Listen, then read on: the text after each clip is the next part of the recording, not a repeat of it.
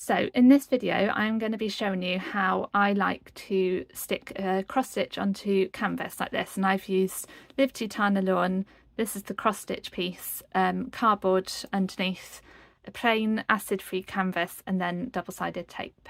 So let me show you how I do it. Okay, so the supplies that I'm going to use for this, I have got an acid-free canvas. If you can get an acid-free one, then that's really helpful because it can sort of, by being acid-free, you sort of minimise the risk that the acid on a canvas could interact with your beautiful cross stitch. And for this design, it is this size, it's an 8 by 8 inch. So you want to make sure that you've chosen a canvas for the cross stitch that you're doing, which gives you enough of a border all the way around. I've got the beautiful cross stitch, I've got some Liberty Tana Lawn that I'm going to mount it onto, I've got a pencil, ruler, a pair of scissors. Now these aren't fabric scissors or thread snippers, these are going to be for using with the double-sided tape, so if you can use a different pair of scissors, then that's beneficial. And then I've also got some cardboard which is cut out so it's slightly smaller than the canvas, so that sort of allows you to have an extra border of the white canvas all the way around. So just for sizes, the finished cross stitch design on here is around about 4 3/4 of an inch square, and this cardboard is about 6 3/4 of an inch square, and then the canvas is 8 inches square. So the first thing I do on this is you want to find the centre point on your canvas. So I would use a ruler and use a mechanical pencil, and I'm just going to line it up from one corner up to the other corner, and I can see it's roughly about 11, so I'm going to make a small mark here at around about 5.5 inches, and I'm not worrying too much about the mark being on here because that's going to be covered. I've done it very, very lightly, and it is going to be covered by the fabric and by the cardboard that will go over the top. So this just helps you to see where your centre point on the canvas is. Then you can pop the canvas to one side. We'll come back and use that in a little bit. So the next thing you want to do is you want to find the middle point now of the cardboard. So in the same way that we marked the canvas, we're going to do the same on the cardboard. So I'm just going to use the mechanical pencil again and find roughly the halfway point, and I'm just doing it lightly because it will be covered on here. So that's my centre point there. I'm then going to use a pin, and I'm just going to pop that in there so I can see that that's where that middle is on here. I'm then going to add double-sided tape on this side, so not the side that I've marked, I'm doing it on the opposite side now. I've turned it all the way over, and again I'm using acid-free double-sided tape. So if you can use the acid-free, I'd say it's really helpful to do, only because I have used normal double-sided tape before, and then I've gone to look back at my work like 10 years later and found that it's all turned, like photographs have turned yellow, or the cross stitch has sort of taken on a yellow tinge. So I'm going right up to the edge here, and then I'm going to use my scissors and snip it, and then you're just going to repeat it around all the sides, which when it's done will look something like this. You can see it's got the double-sided tape and it's all the way around the edges. I've gone round and I've just finger pressed it on so I know it's nice and sharp. You then want to find the middle point of your Liberty Tana Lawn. Now, I'm not going to mark this with a pencil because I'm very protective over Liberty. So the way that I'm going to find the middle of this, I'm going to fold the two edges together, and then I'm going to fold the two edges together like that. So this bit here is going to be my middle point. I'm just going to do a light finger press there because it doesn't need to be much. And I'm now going to line up, you can see where that middle fold is, that I've now just created an ever so slight crease there. So I'm going to place this on top of that needle, because then that is where, on top of the pin, sorry. So that is my centre. And you can see here how I've put it all the way through, sorry, flipped that over. So now what is the centre point of the cardboard has now gone through the centre point of the Tana Lawn. And you can see it's roughly there in the right place, and you can sort of get a feel for where the edges are. You know, it might need to move around a little bit. I'm then going to do this very gradually, so I'm going to finger press it once more, and then I'm going to peel that edge off, and then making sure that I'm still keeping that roughly where the centre point is meeting. I'm now going to stretch it over here and then I'm just going to press that into place, and then I'll do it again, and you're just sort of working your way around the square now. So I'm going to peel that, which then that's now sticky, and I'm just going to do that and place that in. And the benefit of doing this gradually, one side at a time, is that you can just sort of double check that you're getting the position right as you're working your way around, making sure it's nice and smooth and nice and crisp. So I'm going to take the pin out at this point because I know that I've got this nicely lined up. And then this one, you might just need to sort of bend the cardboard ever so slightly to get in to that point, which is fine because it is cardboard, so it is robust and will retain its shape. And there, and you're just going to give that one last press. And if it's puckered slightly, then at this point you can sort of just gently tease it out, but you just want to work your way around and make that really nice and crisp here. So you can see on the back now it's not perfectly in line, and that's fine. I'm going to be fine with that. If you want to, you could then go around and trim it with your rotary cutter. So again, I would just be adding it so it's nice and sort of square all the way around.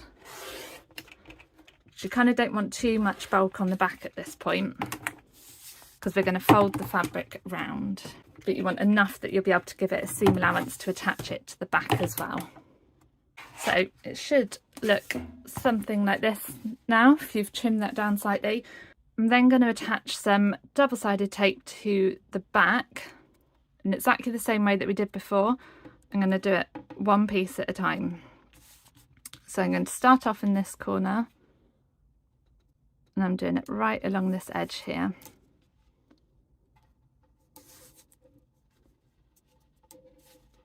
Then when it gets up to here, I'll then trim it. And then this time, rather than putting the tape all the way around before sticking it, I'm going to do it one side at a time. So I'm then going to put it so it's nice and taut, and you're sticking this seam allowance to the back of the cardboard. And you can see it's puckered a little bit there, but that's fine because that's not going to show. And this just gives it a really nice crisp front. And then you will keep working your way around. So this time, as well as going along the edge of the cardboard, it's also going to go along the edge of the fabric a little bit. And this just helps to lie it all flat because you don't want too much bulk on the back of it if you're then sticking it onto the canvas. So just finger press that down into place, and then you can use fingernail to take it off. So I'm actually going to tuck this corner in like this. Right, so if I fold that over here, there's a risk that it could poke out over the edge. So what I'm going to do, actually I'll turn it around so it's like this. I'm actually going to fold it in so it's at a right angle. And I've created like a little triangle here. And now I'm going to fold that down, and this just gives it a much crisper. Can you see it's almost like a mitered corner on a quilt on the back. And that sort of just reduces some of the bulk there. So I'll show it again on this side. So I'm just going to go along with the double-sided tape all the way along the edge, and then in this corner I'm going to fold this flat edge here furthest away from me, I'm going to fold it down to the cardboard, and I'm not being too precise about it, but it's created a little fold like that. I'm then going to fold this over. You sort of have to use your finger to sort of really push it in there. You'll be able to feel a little bit of double-sided tape just there. You can sort of hear it just there. That's fine because that bit's going to be stuck to the canvas, so no one will notice that. So I'm just going to fold that over, and you want to make sure that you're kind of pulling it really nice and taut across the cardboard. Not so much that the cardboard starts to bend, but enough that it's nice and tight all the way across. And then on this last corner, you're going to end up doing 2 mitered corners here.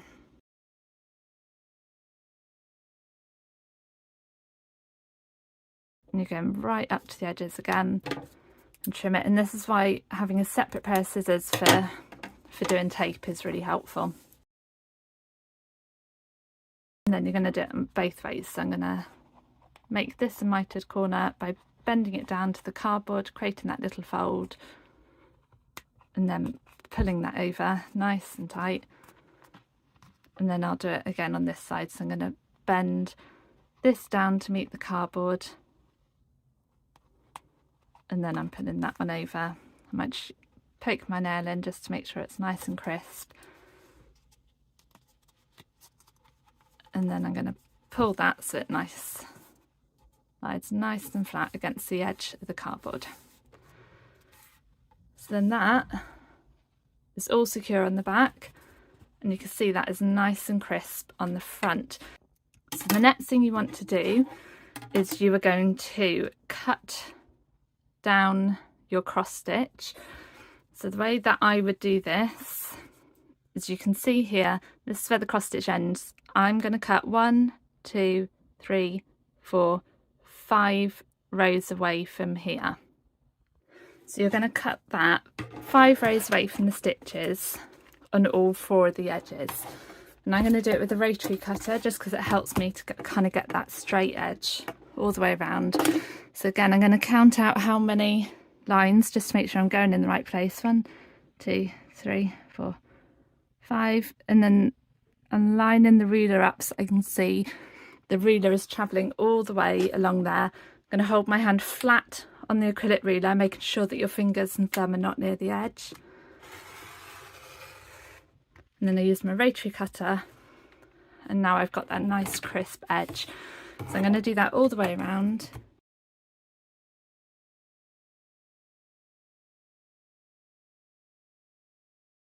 And then your cross stitch is all trimmed down. It's got a nice even border all the way around. Once it's trimmed and you've left 5 kind of gaps all the way around, 5 rows all the way around, you're then going to fray the edges of this. So to do this, you would hook your needle in. Let me get this into focus. So you would hook your needle in, and I sort of tend to go, that would be 1 whole row.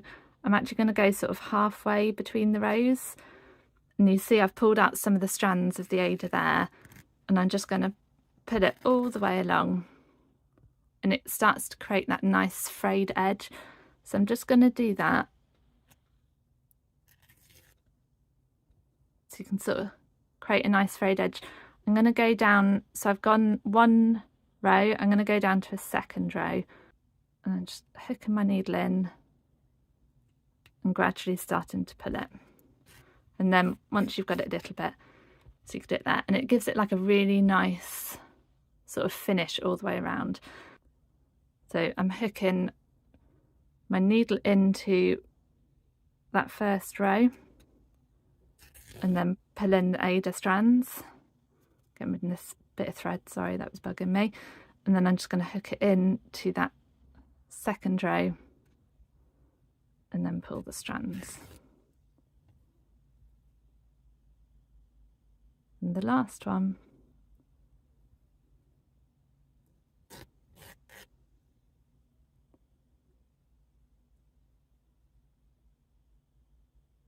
So you sort of start to see how the Aida is made up of these strands, and you can see here, I'll just move that out of the way, how that frayed edge just gives it a really lovely finish to it, which when mounted on here, it sort of really makes it pop. So once you've frayed your edges to give it this really beautiful finish, you're then going to put the double-sided tape onto your cross stitch. So in exactly the same way that we've done before, I'm going to go edge to edge and just do it all the way around sort of as I go. And you want to get, if you can see, I'm going close enough here to the fraying, but not so close that I've gone past where that finished frayed edge is. This will also help to stop it fraying anymore, because if you worry that if you've started to fray it, what will stop it fraying again, then the tape is going to sort of help to keep it all into place. And I'm then just going to line up the very edge next to where that edge finished. And if at this point you've got any threads that might be kind of threatening to escape over the edge, then you can sort of tuck these back in at this point, so that they'll be either underneath the double-sided or the other side of it, so it won't stick out.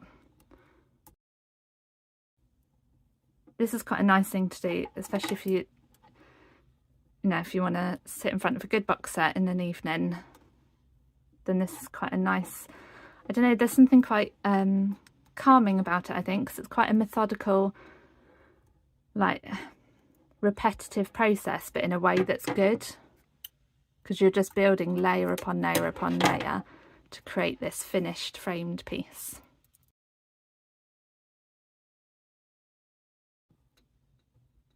And then I'm just going to peel the backing off so it makes it sticky, and then you'll be ready to stick it onto your Tana Lawn, your cardboard.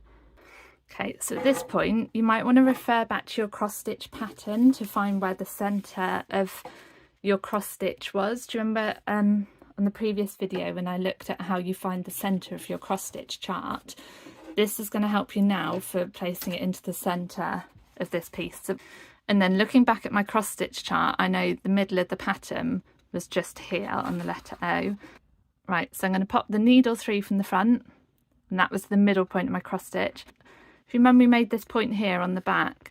I'm just going to pop the pin, through that centre point, so I know that that is the middle of the Liberty Tana Lawn. I can then see it from the back, and I can match the pin to the needle just to make sure that I'm getting it roughly in the same place, which is there, at which point I'm going to take the needle out. I'm then going to slide this cross stitch down so it's into the same spot as the needle. And because I haven't stuck this on yet, although I've taken the backing off, you can sort of tease it into place for where you want it to go. So remember, nothing is final at this stage. And you can sort of look at the joy of it being on the needle means that you can sort of rotate it and make sure that it is in the position that you want it to be in. Then once you're happy, this is when I would press one edge into place, take the needle out so that you can then lie it flat on a table, and you're then going to make sure that you're stretching it, not stretching it so much that it's out of place, but enough that it's nice and taut, and you're going to push it down. So push these edges so that they're lying nice and flat against the Tana Lawn, against the cardboard, and it's nice and secure. And then just going to go through and finger press so that is really, really tightly attached. And then that is perfectly mounted with your beautifully frayed edge onto your Tana Lawn. So you are nearly done. Yeah, absolutely getting money's worth out of this double-sided tape. I'm then going to go through and add one final row all the way around the outside here. You can see that I'm just doing it gradually, one side at a time, because you want to make sure you get them right up to the edges so it's nice and secure on your canvas. And then, as well as having all these four edges, I'm also going to do it going across here. And I haven't gone across this centre point, and I'll show you why in a minute, because I'm still going to use this very, very middle point for lining it up onto the canvas, which sort of helps it. It's completely up to you. If you want to add more double-sided just to be sure that it's properly stuck, then you can, because this is your piece. It's kind of finding the way that works for you. So I'm then going to go through and peel all of these tapes off. So everything's now secured on the front. The Tana Lawn is secured to the cardboard. The cross stitch is secured to the Tana Lawn. Right, so the reason that I didn't put it over here is because I'm going to pop my needle back through, and at this point it is going to go through the cardboard, the Tana Lawn and the cross stitch. I'm then going to use another pin, because in reality I want it to come through from the top of my work. So I'm then going to pop it back through from the top, remove that pin from the back, and you should be able to see, yeah, so it's come through there. So that pin is the centre point. And if you remember, we made this mark on the canvas. So I'm now going to line this pin up with the centre point on the canvas, and it might take a couple of goes to sort of see if that's where you want it to be, and then once you're happy you can pop it all the way through. And the pin just sort of helps you to hold it roughly together whilst you just double check that you're happy with the placement of where it is on the canvas. And then if you are, you can then take the pin out. And now the difference here is that I don't want to press too hard from the front because it's got a hollow back, so I'm just going to lightly press here, enough that it's not going to fall off. And then what I'm actually going to do is do the sticking from the back here. So I'm now running my finger along all those inside lines of the cross stitch. Remember, I put it all across the inside of that square. So I'm just running my finger really tightly across here, just to make sure that that's stuck nice and securely. And then because this bit is more solid, because this has got the wooden frame on the back, I'm then going through with my finger and just really, really pressing this down. And then if you want to, you can just go over one last time. And then that is how you frame your piece with cardboard, Tana Lawn, your cross stitch, and then the canvas.